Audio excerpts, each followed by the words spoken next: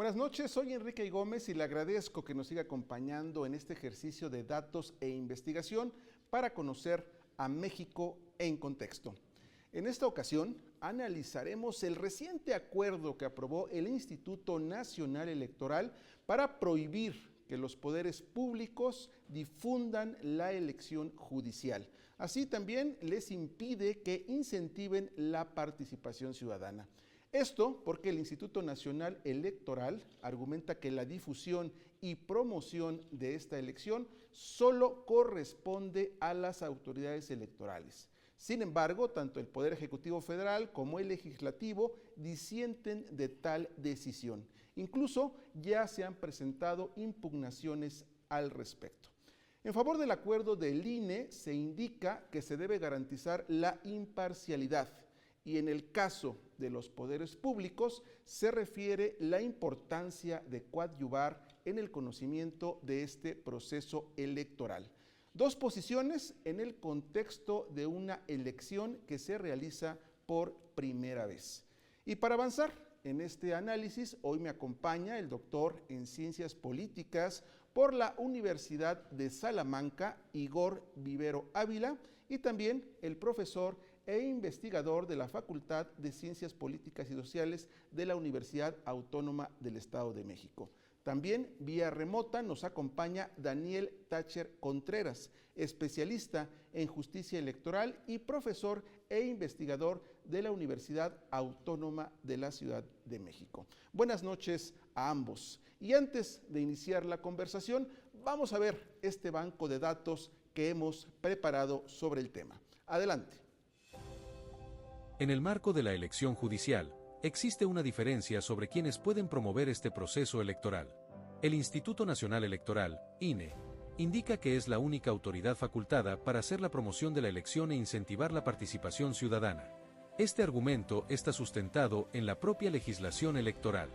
Con otra perspectiva están los poderes ejecutivo y legislativo federal, cuyos integrantes consideran que sí pueden participar en la promoción de dicha elección, incluso ya han presentado impugnaciones para revertir el acuerdo del INE. Del lado del Instituto Nacional Electoral también se refiere la necesidad de garantizar la imparcialidad durante este proceso electoral, y del lado de los poderes públicos se indica que solo buscan promover la participación de los electores, sin favorecer a ningún aspirante. Esta diferencia, respecto a la promoción de la elección judicial, es parte de las particularidades de este proceso electoral, el cual requiere de un blindaje para evitar injerencias externas, pero también de elementos para mejorar su socialización entre la ciudadanía. Gracias, pues comencemos con los antecedentes. Esta elección judicial también será una prueba para quienes la promuevan. En este caso, doctor Igor, ¿cuál sería en este momento el nivel de conocimiento que se tiene sobre esta elección, de socialización entre la propia sociedad? Bueno, algunos columnistas manejan de algunas mediciones de encuestas alrededor del 12% de los entrevistados conocen cuándo va a ser el día de la elección. Entonces hasta el momento hay una baja conocimiento de la elección. Segundo, también habría que ver el interés que se tiene por el mismo proceso electoral. Recordemos que inclusive en las elecciones intermedias, en una elección constitucional intermedia, siempre hemos observado una menor afluencia de votación para los legislativos o la que coincida, salvo la de 1991. Esta, al ser una elección novedosa, se observa con toda la información que a veces no es tan fácil de seguir, que en este momento hay un bajo conocimiento sobre cuándo va a ser la elección. En este caso también, doctor Daniel, me gustaría preguntarle, ya han iniciado las campañas federales en el caso de la elección judicial. ¿Se percibe que durante las campañas haya un cambio precisamente en la percepción, es decir, que se eleve este nivel de conocimiento que existe sobre este proceso electoral? Muchas gracias por la pregunta. Y bueno, sí, pues tenemos que tomar en cuenta que ya las campañas judiciales a nivel federal han comenzado, mientras que en el Estado de México pues estarán por este mes, a partir del 24 de abril.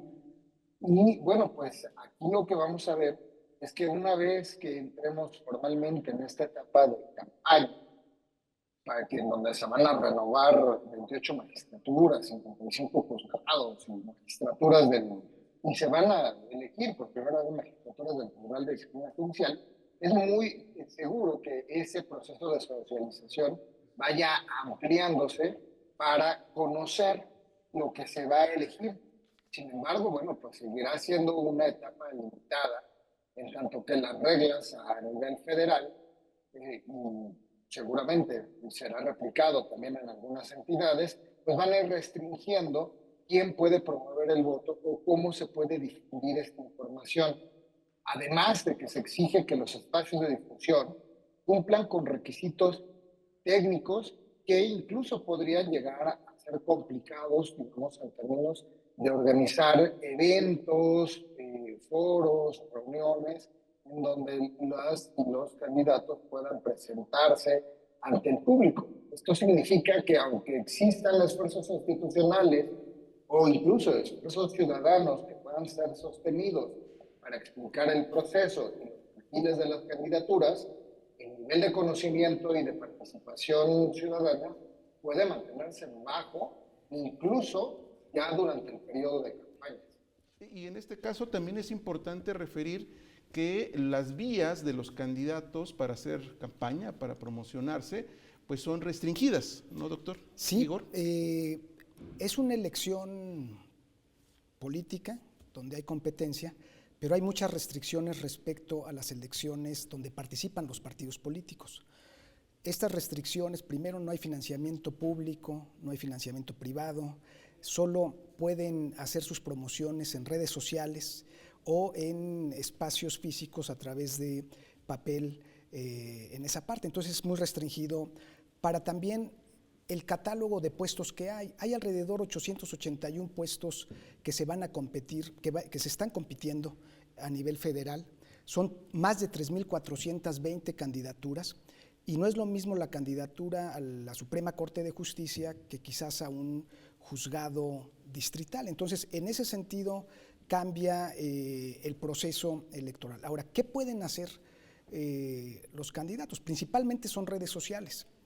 Y en redes sociales el público de mayor, vamos a decir, contenidos, usuarios, son las juventudes. Entonces vamos a ver si pueden entrar una elección tan especializada de cargos judiciales, poder entrar en ese espacio donde se utiliza para ocio, para contactar, y ahí podría haber un proceso de socialización, pero efectivamente hay... Pero también tienen que aprender el lenguaje, tienen que aprender los códigos, tienen que aprender la narrativa de redes sociales, ¿no? Y segundo, no basta con las trayectorias. En el acuerdo se permite que se presenten las trayectorias y la propuesta jurisdiccional que tienen, pero a la vez es una competencia política, entonces tienen que confrontarse pues con los otros candidatos o candidatas al puesto que van. Y en eso que dices es muy importante, porque la narrativa en redes sociales, aparte de la velocidad, puede ser muy refractaria a, pues si alguien presenta su currículum, puede ser muy lejano a lo que se ve en redes sociales. Y en este aspecto, doctor Daniel, quisiera preguntarle, ya analizamos más o menos el ambiente de socialización de esta elección, las características con las cuales los candidatos hacen campaña, y me gustaría conocer su opinión, qué perspectiva, qué panorama ve del Instituto Nacional Electoral precisamente para difundir este proceso. ¿Cuáles serían sus áreas de oportunidad en este sentido? Y bueno, pues es que sin duda tenemos que reconocer que el INE tiene una responsabilidad inédita, ¿no? Inédita en todo sentido. Es la primera vez que se realiza una elección de esta naturaleza, incluso pues a nivel mundial es la primera vez que vamos a ver una elección de este tamaño con estas reglas que han conformado el modelo de política en México. Y este modelo de comunicación política pues ha implicado que esta elección, de acuerdo con incluso lo que establece la propia norma, pues sea el INE el único actor autorizado para promover la participación ciudadana. Y es que esto ocurre en un proceso y en un contexto muy complejo.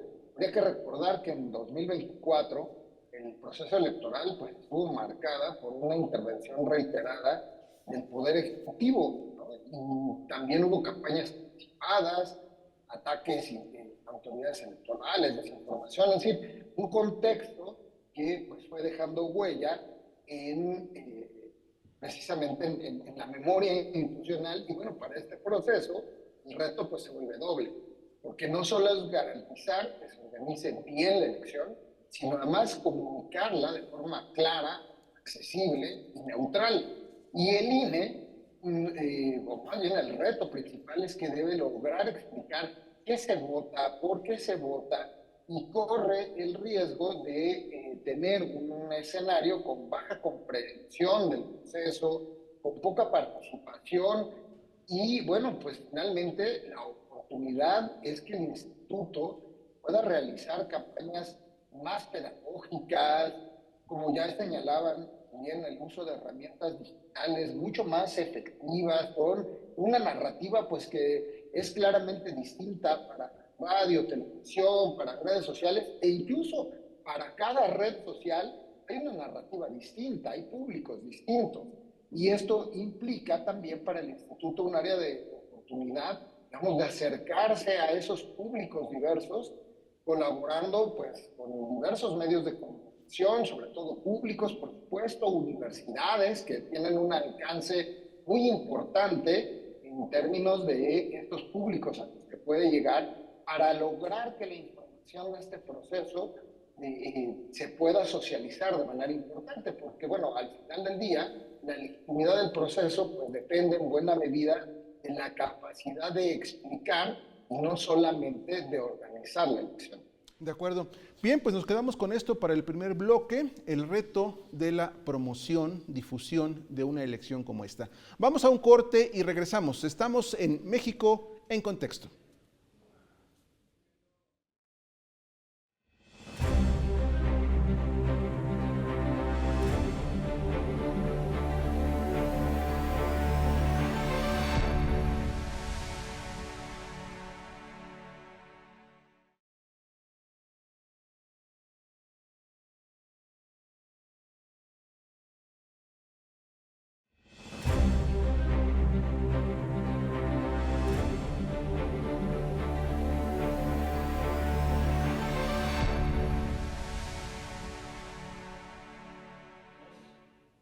Ya estamos de regreso en este análisis donde con datos e investigación colocamos a México en contexto.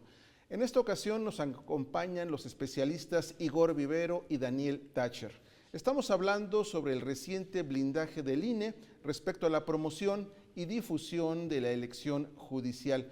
Doctor Igor, en el bloque anterior hablábamos precisamente sobre las características de la elección, la expectativa de socialización, las características de las campañas, pero ahora me gustaría entrar de lleno al tema del acuerdo del INE, donde se prohíbe expresamente la participación de poderes públicos en la difusión y promoción de la elección y en la promoción de la participación ciudadana, algo que incluso está establecido ya en ley, digamos, no es un lineamiento discrecional, está en ley. Sin embargo, en el contexto de la actual elección judicial, el INE tiene toda la capacidad para promover por sí solo esta elección y que tenga un buen resultado.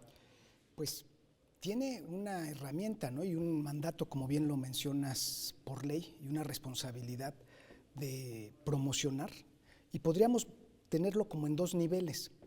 Una parte, la autoridad electoral, las autoridades electorales, también los OPLES, tienen que explicarnos de una manera sencilla cómo vamos a votar en el caso del Estado de México son 10 boletas, ¿sí? Cómo esta parte, porque no se va a votar por logos a diferencia de lo que estamos acostumbrados. Más bien dicho, vamos a votar por un número que vamos a ver en una lista de listas abiertas. Y ahí hay una complejidad simplemente del tema de cómo votar. Y por otro lado, la autoridad electoral, las autoridades electorales se tienen que desdoblar con las estrategias de comunicar la elección y la importancia de esta elección. Ya en el bloque anterior, Daniel y tú comentaban si las campañas pueden coadyuvar en un proceso de socialización. Y sí, las campañas pues ya están generando información, en redes y vamos a ver si esa información moviliza a un electorado.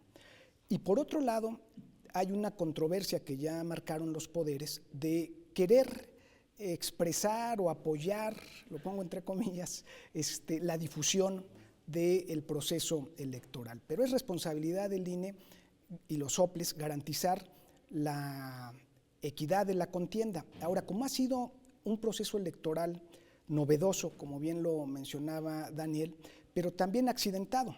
¿Por qué? Porque hay muchas reglas de la reforma constitucional que quedaron algunos vacíos y se han tenido que ir llenando por la autoridad electoral, y también hemos visto diferencias de criterios entre el INE y el Tribunal Electoral del Poder Judicial de la Federación. Vamos a ver si se respeta lo que está planteado en el acuerdo, porque también los gobiernos, los legislativos tienen una capacidad también de informar. En eventos pueden mencionar el día de la elección, y entonces ya ahí el INE, según el acuerdo, pues ya estarían, vamos a decir, no estaría dentro de sus facultades, ¿no? Vemos una elección muy acotada, pero también es una elección muy importante porque se está conformando un poder del Estado por primera vez a través del voto directo. Sí, que al final de cuentas tal vez esa es la clave del tema que estamos planteando en este momento. Es una elección que obvio no se había realizado antes y que por tanto tiene una serie de reglas o de normatividad que en cierta forma acotan, como es en este caso, su promoción. Y en este caso, doctor Daniel, el tema del otro lado, ¿cómo podemos argumentar? Los poderes públicos quieren promover la elección, pero del otro lado también se puede argumentar que esto podría provocar cierta parcialidad. ¿Es correcta esa apreciación? Si los poderes públicos promueven esta elección, ¿habría parcialidad de ciertos sectores y se estaría incurriendo o afectando este proceso electoral? Yo creo que esa es una preocupación legítima. Y es que en este proceso, como ya mencionaba Igor, bueno, pues aquí lo que tenemos es que las reformas que dieron pauta al inicio de este proceso, pues tampoco dieron mucho margen para construir una normatividad sólida, y esto se ha ido construyendo a partir de acuerdos que se van votando, pues digamos, a lo largo de cómo se va desarrollando el proceso. Y es que en esta ocasión, como decía, pues esto siempre ha sido una preocupación legítima, el hecho de que haya intervenciones de los ejecutivos o de los congresos que favorezcan a candidaturas específicas. Digo que además es una preocupación legítima porque tampoco es una medida que sea abstracta, es decir, hay antecedentes de intervención de ejecutivos en procesos electorales, ¿no? Por ejemplo, en 2024 tuvimos, digamos, un debate reiterado sobre qué tanto intervenía o no el Ejecutivo Federal a través de las conferencias matutinas o declaraciones en el debate público. Incluso la sala especializada del Tribunal Electoral determinó en algunas ocasiones que estas conferencias violaban los principios de imparcialidad, neutralidad y equidad, y esto, bueno, constituyó un tema que incluso, por ejemplo, en el informe que publicó el Acuerdo Nacional por la Integridad Electoral, señalaba que, bueno, pues estas intervenciones sistemáticas condicionaban una competencia pues desigual, ¿no? Y bueno, pues finalmente pues la experiencia en este sentido, pues no solamente en 2004, en 2006, también el Tribunal Electoral señaló que hubo una intervención indebida del Ejecutivo Federal y de los ejecutivos locales. Entonces, si este patrón se traslada al proceso judicial, que pues es inédito y que exige independencia, autonomía, pues sí implicaría, digamos, un riesgo para garantizar la integridad del proceso. De acuerdo. Por eso, ahí, yo doctor Daniel, me gustaría pasarle la palabra al doctor Igor, precisamente para preguntarle, ¿hay entonces desconfianza, digamos, este tipo de legislación, de acuerdos, derivan de esa desconfianza que prevalece hacia los gobiernos? A ver, nuestro andamiaje institucional electoral partió de la desconfianza después de la elección del 88. Se ha construido para tratar de tener un tema de confianza, ¿no? La credencial, los órganos autónomos constitucionales autónomos, es decir, toda esta parte que se ha construido pues ha partido de la desconfianza. Y se ha avanzado en una legislación y se ha avanzado, vamos a llamar, en un andamiaje institucional que ha permitido la competencia. Eso era en el tema, vamos a decir, de partidos, de transitar de un sistema no competitivo a un sistema competitivo. Pero en el momento que se traslada a una nueva elección judicial, donde no están las maquinarias partidistas participando directamente, hay una tentación de la competencia. Claro que hay una tentación, porque lo que observamos también en el acuerdo es que personas que son candidatas pueden seguir siendo servidores públicos, siempre y cuando no hagan promoción en sus horarios de trabajo, de 9 a 3, o que pidan permiso sin goce de sueldo. Pero eso también es complicado, porque lo que podemos observar es que servidores públicos actuales tienen una exposición de conocimiento mayor que otra persona que no sea servidor público, y que incluso están en las listas ya para iniciar, en el caso del Estado de México. Y ellos hacen promoción, pues no violando la ley, pero por un lado aprovechando, vamos a decir, su investidura de esta parte, porque están haciendo su trabajo, ¿no? Entonces van a una universidad, dicen una cuestión. Pero entonces ahí hay un tema de tratar de esta equidad. Ahora, la responsabilidad de la equidad de la contienda, lo repito, son los órganos electorales. Del otro lado, pues todo mundo quiere ganar. O sea, y lo que se está viendo es que estas candidaturas pues forzosamente son políticos. O sea, no podemos como deslindar una campaña política y las personas que están participando no hagan política. Y en ese hacer política, lo que tú mencionabas al principio, pues no basta con que te presenten su currículum, te tienen que convencer que lo van a hacer mejor en el puesto que están dando. Y por otro lado, quienes compitan tienen que pues presentarse como los mejores, es decir, como se presentan los profesionales de la política en todo el mundo cuando hay procesos de competencia. De acuerdo, pues se nos acaba el tiempo.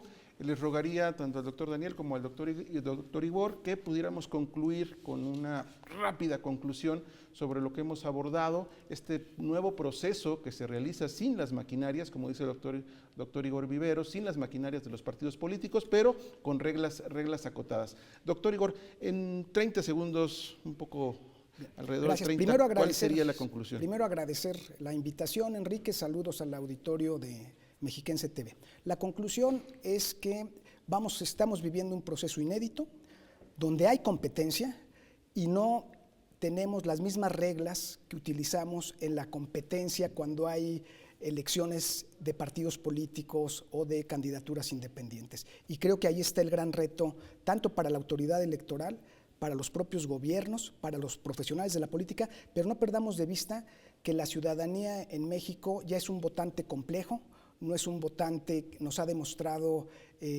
alternancias, cambios, entonces creo que también vamos a tener una buena información el día de la elección respecto a la ciudadanía. De acuerdo. Doctor Daniel, igual, si pudiera darnos sus conclusiones lo más breve posible sobre este proceso que estamos conversando.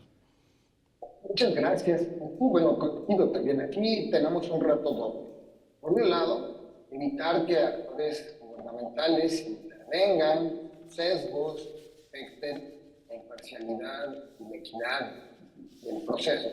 Pero también, por otro lado, tenemos el reto de lograr que la ciudadanía entienda qué se vota, que son muchos campos, y cómo se va a votar, que es una manera novedosa también de hacerlo.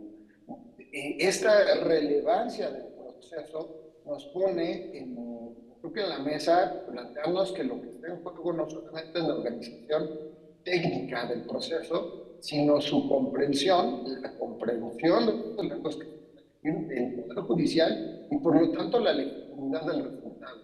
Por eso creo que el acompañamiento institucional es lo que puede ir marcando la diferencia en este proceso. Gracias, pues les agradezco a ambos su participación en este programa. El blindaje de un proceso electoral siempre será importante para darle un buen resultado a este proceso, y tarea de los promotores de esta elección judicial será garantizar su difusión y promoción. Y sobre todo en este proceso, la ciudadanía tendrá la última palabra. Le agradezco que nos haya acompañado, pues nuevamente conocimos a México en contexto. Buenas noches.